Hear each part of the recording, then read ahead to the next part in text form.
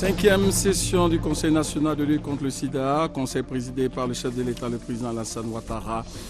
Dans quelques instants, le compte-rendu. Dominique Ouattara, l'épouse du chef de l'État, a été distinguée et félicitée par l'ONU. Elle a reçu le prix ONU-SIDA pour toutes ses actions humanitaires en faveur des victimes de la maladie. Le ministre en charge du budget a rendu public les résultats des sociétés d'État sur la période allant de 2010 à 2013. Les 80 sociétés détenues entièrement ont fait un bénéfice de plus de 100 milliards de francs CFA. Après plus de 50 ans de guerre froide, les États-Unis et Cuba ont décidé de normaliser leurs relations. Nous en parlerons dans quelques instants. Bonsoir, bienvenue dans ce 20h, direction le palais présidentiel avec notre reporter Awa Touré. La prévalence du VIH-Sida dans la population générale en Côte d'Ivoire est estimée à 2,7% selon une étude de l'ONU-SIDA en 2013 contre 3,7% en 2012. Encouragé par ces résultats et soutenu par une forte volonté politique nationale et par une mobilisation internationale, le Conseil national de lutte contre le sida veut mettre fin à l'épidémie du VIH-Sida en Côte d'Ivoire à l'horizon 2030. Cette cinquième session du Conseil national de lutte contre le sida est ainsi consacrée à l'évaluation du plan stratégique de lutte contre le VIH-Sida. La pandémie du sida est une menace pour l'existence humaine. Aussi, toutes nos actions et tous nos efforts doivent-ils viser l'objectif ultime de mettre fin à l'effet destructeur de cette pandémie sur l'homme dans nos sociétés et sur nos économies.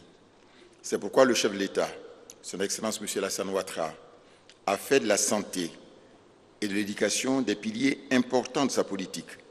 La ministre de la Santé et de la lutte contre le sida, secrétaire exécutif du CNLS, Mme Raymonde Goudou, a présenté les résultats programmatiques 2014 et défis face aux enjeux de la réponse au sida. Au niveau des indicateurs, nous souhaitons atteindre une prévalence de 1,8, mais le président de la République nous a dit 1 point. Donc nous allons nous battre pour y arriver.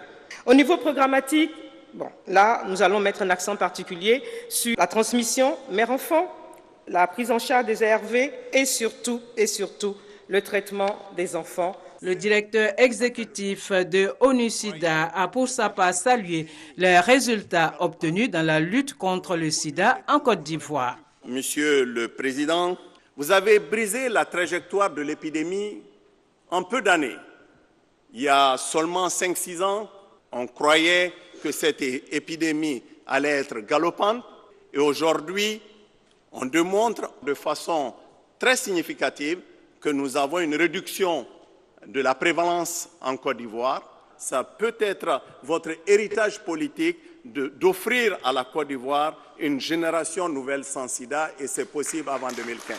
Le président de la République, Alassane Ouattara, président du Conseil national de lutte contre le sida, s'est félicité de la qualité des présentations et des échanges. Il s'est engagé à insuffler un souffle nouveau à la lutte contre la pandémie du VIH-Sida. La Côte d'Ivoire est enfin sur la bonne voie.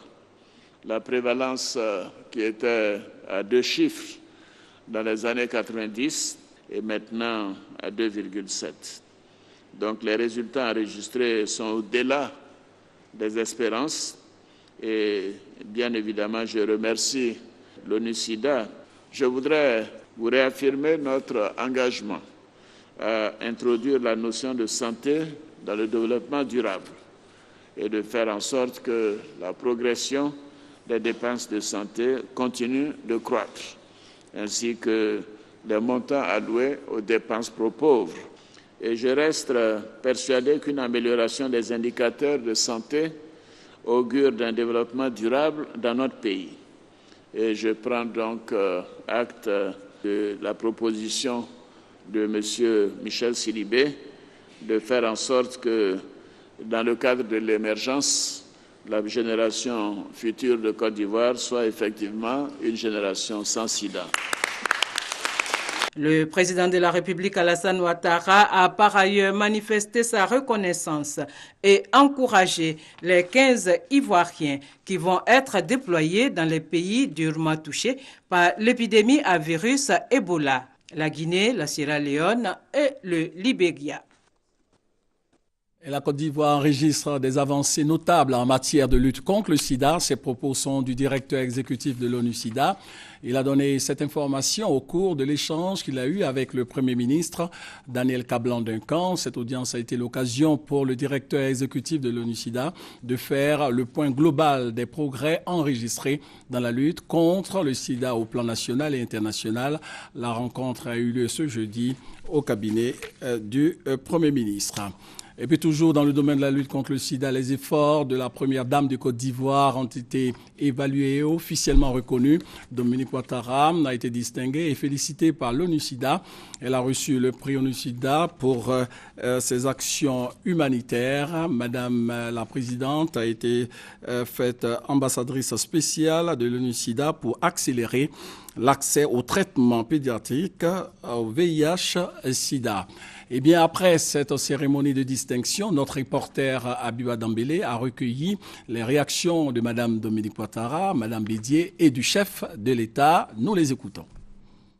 Je suis très enchanté. Je voudrais bien évidemment féliciter Dominique, lui dire que c'est bien mérité.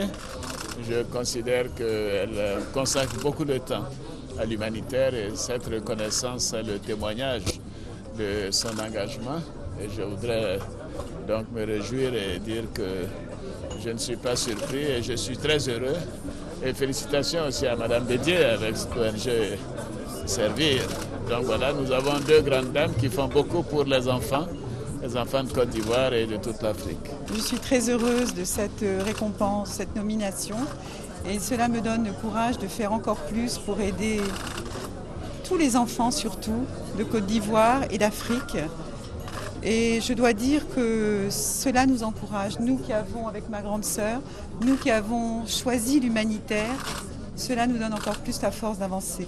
Juste lui dire vraiment bravo pour tout ce qu'elle fait pour les enfants de Côte d'Ivoire.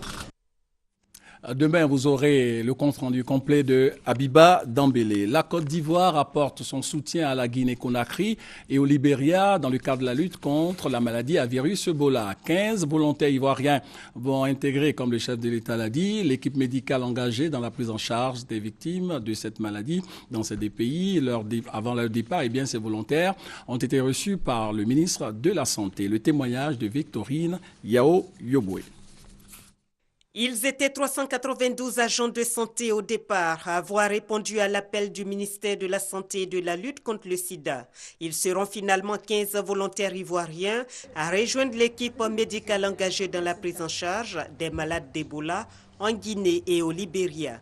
L'équipe composée de médecins, d'infirmiers, d'hygiénistes et de techniciens d'assainissement a été reçu par le ministre de la Santé et de la lutte contre le sida avant son départ. C'est pratiquement une première en Côte d'Ivoire. Je veux que vous rentriez dans l'histoire. La décision, je vais dire, que vous avez prise, elle est personnelle. Le ministre n'a pas intervenu, moi je vous ai lancé la balle. Et vous avez attrapé la balle au bon. Et vous m'emmenez en me disant, oui, nous vous avons entendu, c'est ce que vous avez dit. Et nous avons saisi cette opportunité pour prouver qu'effectivement en Côte d'Ivoire, il y a des gens qui sont capables d'aller aider d'autres personnes, quelle que soit la dangerosité de la chose. Les 15 volontaires ont bénéficié d'une formation d'une semaine, notamment en anglais au Ghana. Ils ont pleinement conscience du risque encouru. On va dans ces pays-là pour venir en aide aussi à la Côte d'Ivoire. Parce que cette épidémie, si on la laisse tuer, elle pourra dépasser la frontière pour venir ici en Côte d'Ivoire. C'est ça. Donc nous demandons aux Ivoiriens de nous encourager dans ce que nous faisons pour nous protéger tous et aussi protéger d'autres continents. À quelques jours de leur départ en Guinée et au Libéria, les volontaires ivoiriens doivent avoir une seule idée en tête, le respect des consignes, seul moyen efficace pour se prémunir d'Ebola et prêter ainsi main forte à l'équipe déjà sur place. Voilà ce que l'on pouvait dire sur ce volet santé. L'Assemblée nationale a tenu sa séance plénière de fin de session budgétaire. 14 projets de loi sur les 15 soumis ont été votés par les députés des différentes commissions de l'hémicycle. Rappelons que la loi de finances 2015 a fixé le budget de l'État à plus de 5 000 milliards de francs CFA. Léon Brou. C'est définitivement validé par l'Assemblée nationale. Le budget de l'État s'équilibre en recettes et en dépenses à environ 5 015 milliards de francs CFA. En plus des dépenses nouvelles, il prend en compte le déficit budgétaire de l'exercice 2013, estimé à 1 300 milliards de nos francs, et concernant notamment les chapitres de la dette intérieure et des arriérés de salaire des agents municipaux des ex-zones CNO. Deux lois prises à cet effet, l'une portant budget de l'État pour l'année 2015 et l'autre portant règlement du budget 2013. Comme ces deux textes, 9 autres d'ordre économique ont eu l'aval des 220 députés qu'a mobilisé cette plénière présidée par le chef du Parlement, Guillaume Soro. Ces derniers ont tous trait à des demandes de ratification d'ordonnances par le chef de l'État. Idem pour les deux projets de loi votés sur présentation du rapport de la Commission des affaires générales et institutionnelles. L'un est relatif au statut et au capital des SARL, sociétés à responsabilité limitée. L'autre vise à réglementer les annonces légales. Aussi approuvé la loi de valorisation du sport et des athlètes, seul test renvoyé en commission pour un nouvel examen, le projet de loi portant statut des greffiers. À l'origine, une contradiction soulevée par les articles 1 et 6 de ce texte. Et ce communiqué du ministère des Infrastructures économiques, l'ouverture du pont aux piétons se fera donc le vendredi 19 et le samedi 20 décembre 2014. Et l'ouverture du pont aux véhicules se fera le dimanche 21 décembre. Le ministère invite les populations à se conformer strictement à la signalisation et aux mesures de sécurité en vigueur. Voilà. Le ministre en charge du budget a rendu public les résultats des sociétés d'État sur la période allant de 2010 à 2013. Les 80 sociétés détenues entièrement ou partiellement par l'État de Côte d'Ivoire ont rapporté un résultat de 158 milliards 51 millions de francs CFA de bénéfices en 2013. Les détails avec Koné Adama.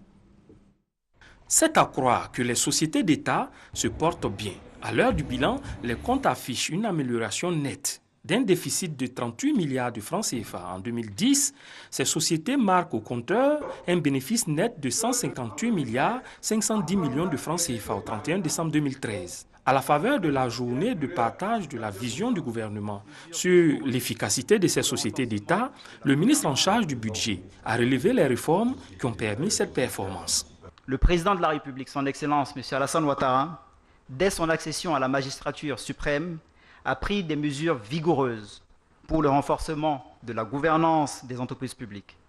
On peut citer le renforcement du cadre institutionnel avec la mise en place effective de l'ensemble des conseils d'administration, la rationalisation du portefeuille de l'État, l'harmonisation des conditions de service et des rémunérations des dirigeants sociaux et, bien entendu, le renforcement des missions d'audit et de contrôle. Le ministre chargé du budget a souligné toutefois que ces résultats sont perfectibles, car en deçà des attentes du gouvernement.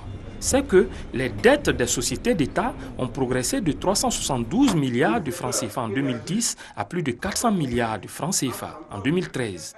Quant aux subventions accordées, elles ont évolué de 122 milliards 190 millions de francs CFA en 2010 à 132 milliards 800 millions de francs CFA en 2013. Justement, à ce sujet, des DG ont souhaité lors des échanges un arbitrage afin de trouver un compromis entre la subvention et la réduction de la fiscalité.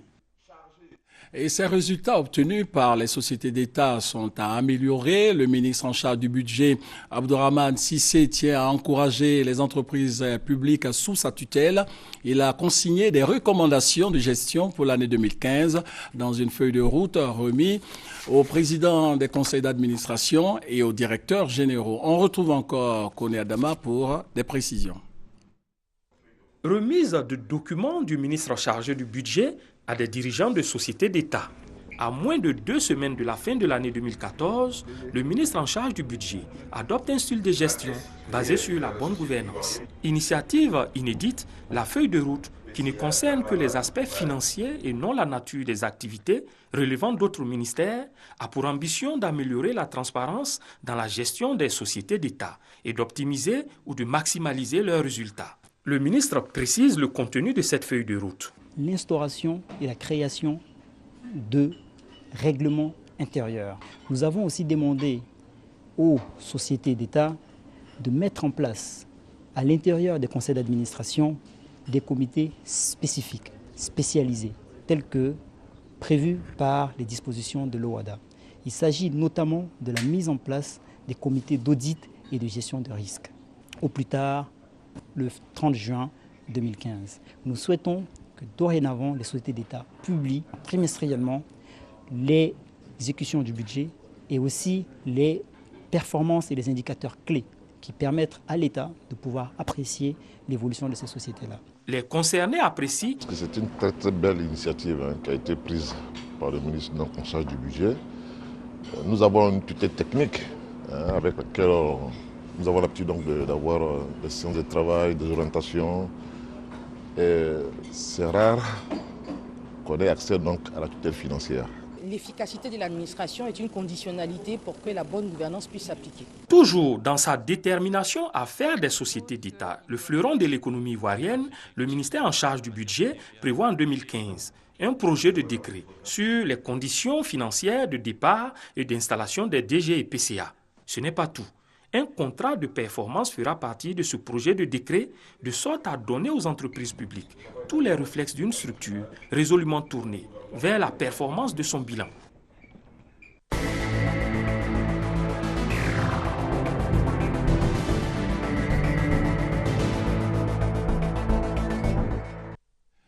En Côte d'Ivoire, certains fonctionnaires ou agents de l'État surendettés en situation financière difficile se croient ou se voient obligés d'abandonner leur famille. D'autres acceptent tout simplement de vivre dans des conditions de précarité. Comment ces fonctionnaires se sont-ils retrouvés dans cette situation de surendettement? Qui sont ces usuriers et comment opèrent-ils? Les éléments de réponse dans ce dossier du jeudi avec Koné Pargassoro. Plateau ce jeudi, il est 9h. Nous sommes en plein milieu du mois de décembre. Et comme chaque 15 du mois, Sadia, la cinquantaine révolue, fonctionnaire d'État et père de 4 enfants, se rend à la banque. Il lui faut retirer de l'argent pour faire face aux besoins de la famille. Après 2 heures passées à l'intérieur de la banque, Sadia ressort déçu et attristé. Les usuriers, communément appelés margouillas, avec lesquels il s'est endetté, ont vidé son compte. Il ne sait plus à quel sein s'est voué. Ma famille, mes enfants, on est malheureux, on est devenus pratiquement des clochards. Ça fait pratiquement 21 jours que je n'ai pas 5 francs. C'est terrible, c'est pratiquement suicidaire. Comme Sadia, ce sont plusieurs fonctionnaires de l'État surendettés qui se retrouvent sans rien à la fin du mois. C'est le cas d'Ano. Père de 4 enfants, sa carte magnétique se retrouve entre les mains des usuriers. N'ayant plus rien à la fin du mois, Ano s'est vu obligé d'abandonner sa famille. Aujourd'hui, il dort à la Belle Étoile et parfois dans une gare routière du district d'Abidjan. Plus d'1 an que je vis à la gare. On dort même à même le sol. On se débrouille à peine pour pouvoir se laver. Ano regrette aujourd'hui. Si lui a été obligé de quitter sa famille pour fuir les créanciers, Eric, quant à lui, s'est vu abandonné. Son épouse, qui ne pouvait plus supporter sa situation, a décidé de le quitter. Avec elle, leurs 3 enfants. Professeur de lettres modernes depuis 1998, Eric est malade. Il souffre du diabète. Plus possible pour lui de faire des opérations bancaires sur son propre compte. Avec une femme et des enfants, tout ça, la femme est partie. Et je me retrouve aujourd'hui seul. À cause de tout ça, j'ai contracté une maladie, je suis même diabétique et tout ça, et je n'arrive même pas à me soigner. Ces fonctionnaires surendettés se retrouvent parfois avec plusieurs pages de bulletins de solde à cause des différents précomptes. Je tiens dans la main ici le bulletin d'un de mes membres qui, à force d'être précompté, a fait tellement de maisons que son bulletin ici tient sur 2 pages. Or, normalement, un bulletin, ça fait une seule page et il a Par exemple, au salaire de base, 660 448 francs. Mais il est viré à 314 332 francs. Et sa carte étant détenue par un magouilla, c'est soit 30 000 francs ou 20 000 francs qu'il arrive à négocier avec le magouilla. La majorité de ces usuriers viennent des pays étrangers. On les retrouve pour la plupart à la Sorbonne au Plateau, à Treichville et autour des institutions bancaires. Demba, 42 ans, ancien usurier, est arrivé en Côte d'Ivoire depuis bientôt 20 ans. Initié par son oncle, il a réussi aujourd'hui à mettre un terme à ce métier qui pour lui n'est qu'une usurpation. Regrettant ces actes du passé, il accepte de s'exprimer à notre micro en gardant l'anonymat. Par rapport à notre accoutrement, ça que l'on s'approche un peu de nous pour demander, expliquer leurs problèmes. Donc quand ils expliquent, on leur dit bon d'accord, est-ce qu'ils ont une carte magnétique? S'ils ont une carte magnétique avec un chèque, on prend. Maintenant, ce qu'on donne, le montant qu'on donne, par rapport au montant, on fait à 100%. Repenti, Demba livre ici quelques secrets des activités de l'usure. On va au pays, on va les marabouts pour revenir, de telle sorte que l'argent qu'on donne, cet argent d'abord ne te permet pas de régler ton problème pour que tu puisses revenir. Pour certains usagers, ces fonctionnaires sont victimes du manque de solidarité de la part de leur famille, mais aussi de la société. Il y a un problème d'abandon. La famille les a presque oubliés. Sinon, en Afrique, moi je pense qu'en Afrique, on doit être solidaire entre nous quand il y a un problème, même si la personne est fonctionnaire. D'autres, par contre, estiment qu'ils sont victimes de leur propre naïveté, parce que voulant vivre au-dessus de leurs moyens. Ceux qui investissent beaucoup dans les funérailles qui peuvent avoir ces problèmes avec les usuriers, mais s'il y a des gens qui se lèvent pour aller dans les maquis, déposer leur salaire là-bas et puis après pour dire qu'ils ont des problèmes. Les responsables de certains syndicats des fonctionnaires surendettés reconnaissent le travail abattu par le gouvernement. Cependant, ils souhaitent encore de l'aide de la part des autorités et de bonne volonté. Le 6 août 2014, à la veille de l'indépendance, M. Agba Thomas, directeur d'école, il a regardé devant, derrière, à gauche, à droite, il n'a vu personne, il s'est jeté à l'eau. Vraiment, les autres autorités qui sont encore là et qui peuvent prendre des décisions et qui hésitent encore, donc j'en appelle à leur conscience. Désormais, tous ont le regard tourné vers le gouvernement ivoirien en vue de leur permettre de retrouver le sourire d'antan. En attendant, Arnaud, Eric, Sadia et bien d'autres fonctionnaires de l'État surendettés devront encore supporter les exactions des usuriers, mais aussi dormir à la Belle Étoile ou dans des gares routières du district d'Abidjan. C'était le dossier du jeudi proposé par le service société de la rédaction. Sauf changement de calendrier, les élections générales en Côte d'Ivoire sont prévues dans 10 mois, au mois d'octobre 2015. Pour l'instant, l'heure est à la mise en place des commissions électorales locales. Une date butoir pour l'installation de ces commissions sur toute l'étendue du territoire a été fixée. Il s'agit du mardi 30 décembre 2014. Abou Sadogo pour avoir des informations. La commission électorale indépendante veut compter sur des commissions électorales locales très actives en vue des élections générales de 2015. Cependant, l'installation de cette dite commission a pris du retard. La CEI se voit donc dans l'obligation de fixer une date butoir. Selon Sourou Koni, vice-président chargé des opérations électorales, la date limite pour le dépôt des dossiers des représentants des partis politiques est fixée au 30 décembre 2014 à 17 h. Cette date butoir, selon le président de la CEI, permettra de respecter les procédures arrêtées et aussi les délais convenus, car son institution, tout comme l'ensemble des acteurs politiques, sont tenus d'avoir des élections réussies. Nous avons besoin de votre concours, parce qu'il nous faut impérativement mettre en place les commissions électorales locales. La première de ces obligations, ce qui nous concerne tous, c'est faire en sorte que ces élections soient apaisées, qu'elles se déroulent calmement et qu'il n'y ait pas, à la fin du processus, de contestation qui proviendraient de telle ou telle procédure. Incontestable, oui, mais pour les principaux concernés, les partis politiques, ce retard est dû à la lenteur accusée dans l'établissement des documents administratifs requis. C'est pourquoi ils demandent à la CEI d'être flexible quant à l'obtention des documents administratifs. L'installation de commissions électorales locales sur l'ensemble du territoire national et à l'extérieur du pays doit se faire au plus tard en janvier 2015. 23 personnalités ivoiriennes ont été primées pour leur action en faveur de la réconciliation. Ces lauréats ont été félicités par la Fondation Atou pour la réconciliation et la paix. Compte rendu, Léon Bro. La première dame Dominique Ouattara et madame Henriette Konan-Bédié, lauréates des Super Prix Atou 2014. Leurs distinctions, signe de leur engagement aux côtés des personnes vulnérables, sont réceptionnées par madame Tano Marthe. Comme ces deux personnalités, 21 autres, soit au total 23, ont été faites à artisans de paix et de réconciliation. Du milieu rural ou urbain, ces lauréats sont des travailleurs sociaux, administratifs, financiers, humanitaires ou politiques, dont les œuvres au cours de cette année 2014 ont contribué à consolider la paix en Côte d'Ivoire. Leur exemple, selon l'ONG Atou, doit faire tache d'huile pour des élections apaisées en 2015. Une année électorale s'annonce, il nous faut d'abord l'aborder avec l'acceptation de l'autre. Ensuite, il nous faut l'aborder avec un comportement d'humilité. Il nous faut l'aborder avec un comportement de sagesse. Il nous faut l'aborder avec un comportement de pluralité. Il nous faut l'aborder avec un comportement d'accepter la contradiction, d'accepter la différence, d'accepter l'autre. Mais en même temps, il nous faut l'aborder en permettant l'ouverture des médias à l'ensemble des populations, mais de permettre à toutes les populations d'avoir accès aux messages et aux discours de tous les leaders politiques.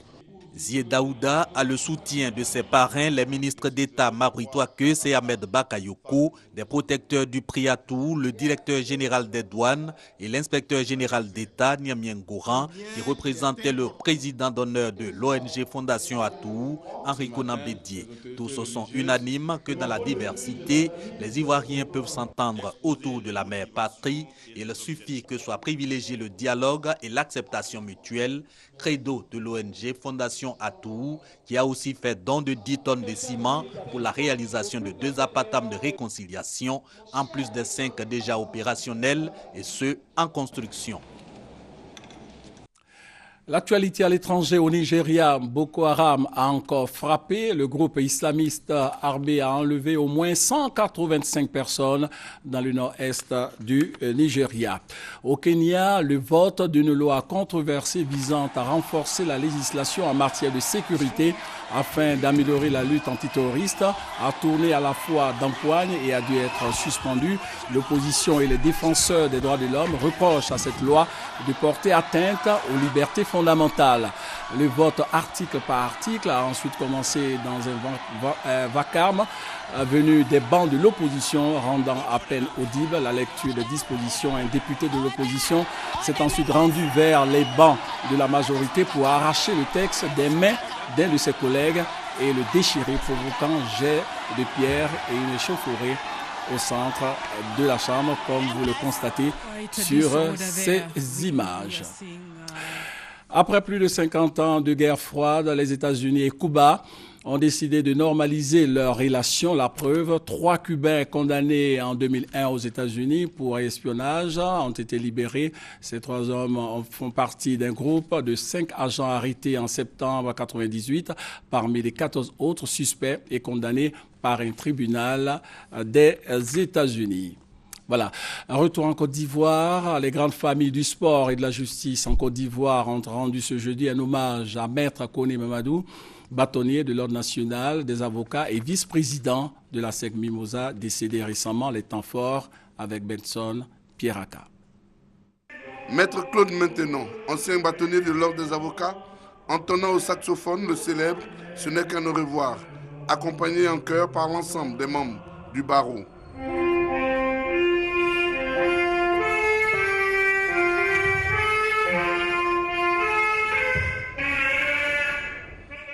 C'est toute l'expression de la détresse de la famille judiciaire ivoirienne, rendant hommage à l'un des siens, arraché à son affection.